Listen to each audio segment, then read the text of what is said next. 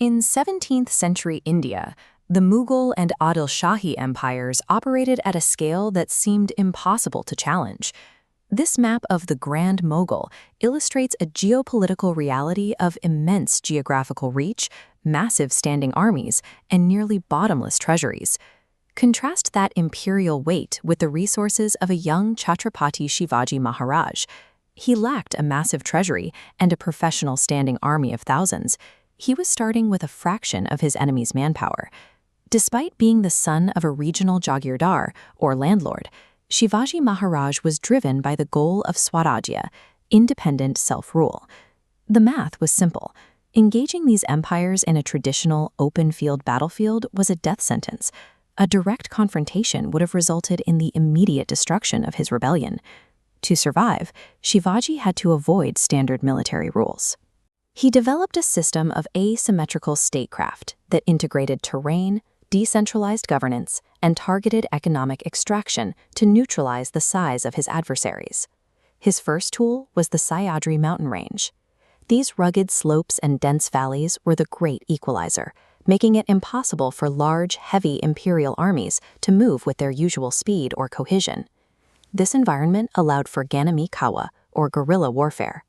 Maratha soldiers used the fog and the brush to launch sudden, high-impact attacks on enemy columns before they simply vanished back into the mountains.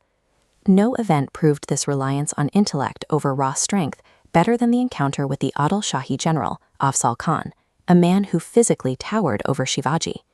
Expecting treachery during a diplomatic meeting, Shivaji arrived with concealed Bagh Nakh, or tiger claws. When the general attempted to crush him, Shivaji used the hidden blades to disembowel his larger opponent, ending the threat instantly. To protect these territorial gains, the Marathas built sturdy stone forts directly into the steep mountain faces, creating defensive positions that were nearly impossible to siege effectively.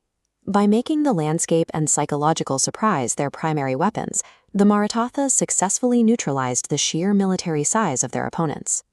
However, a guerrilla empire faces a logistical problem. If the king is always on the move to avoid capture, the state can easily freeze up without his direct orders.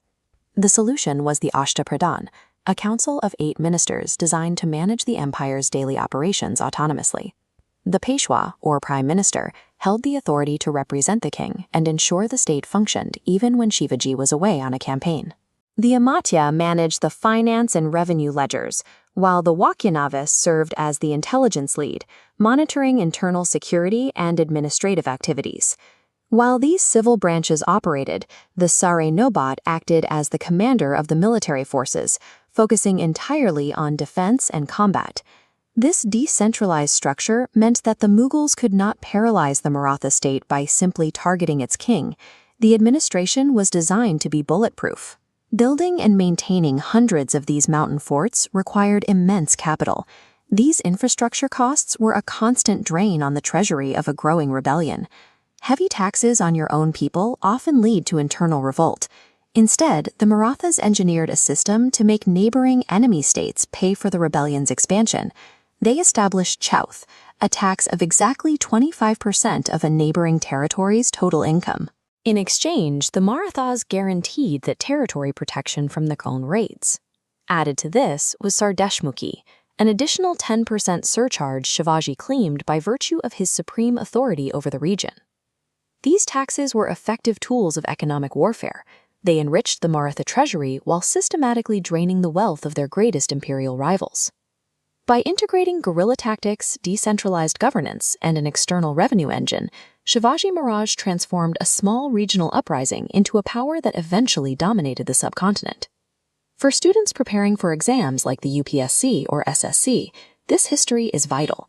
It demonstrates exactly how logistical administration and economic strategy can be used to overcome raw military scale.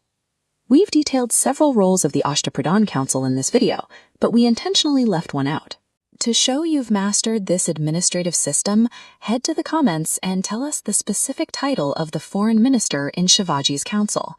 Recalling these specifics is how this material stays with you for exam day. See you in the next episode.